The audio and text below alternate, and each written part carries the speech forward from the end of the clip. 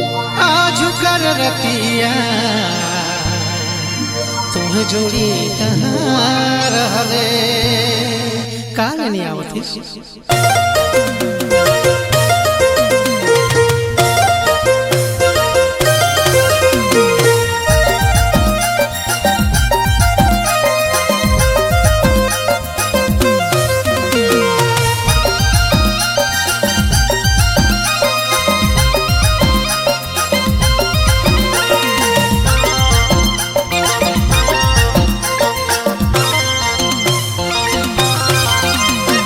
तोर बिना बेसो नहीं लागे रे गोरिया अखरा में।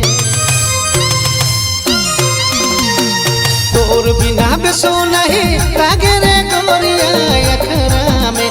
मिले चालिया बे अच्छे चालिया बे पिंधी के छपा साड़िया। मिले चालिया बे अच्छे चालिया बे पिंधी के छपा साड़िया। तोर बिना बेसो नहीं लागे रे गोरिया अखरा में। तोर बिना बेसो नहीं लागे रे गोरिया अखरा में। मिले चालिया बे अच्छे चालिया बे पिंधी के छपा साड़िया। मिले चालिया बे अच्छे चालिया बे पिंधी के छपा साड़िया।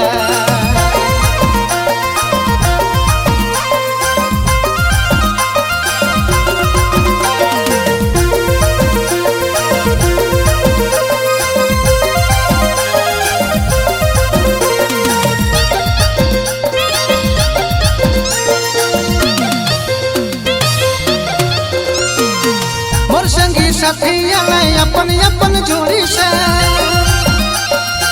तो न जे आबे तब सोनी लगी रे।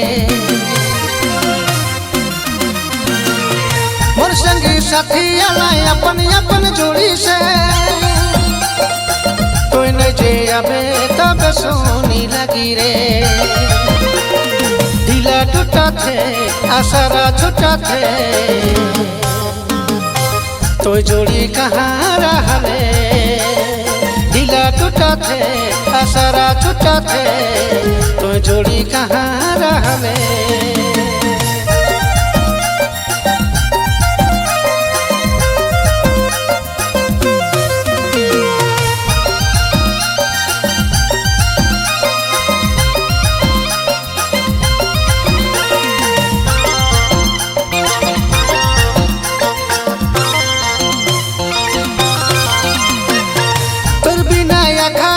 सुना सुना लगा था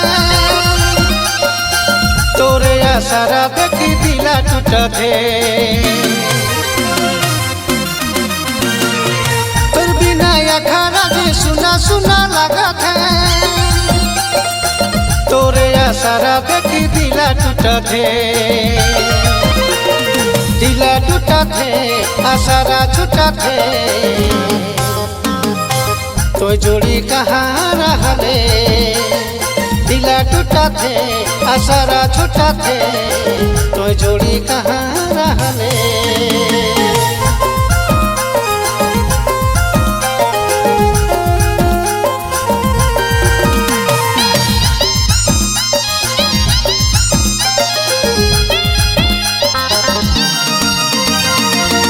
गीतकार कुमार दीपक के गीत को गाए हैं Lakhinder Nayak. Music by Ajay Arya recording studio गेतलसूर।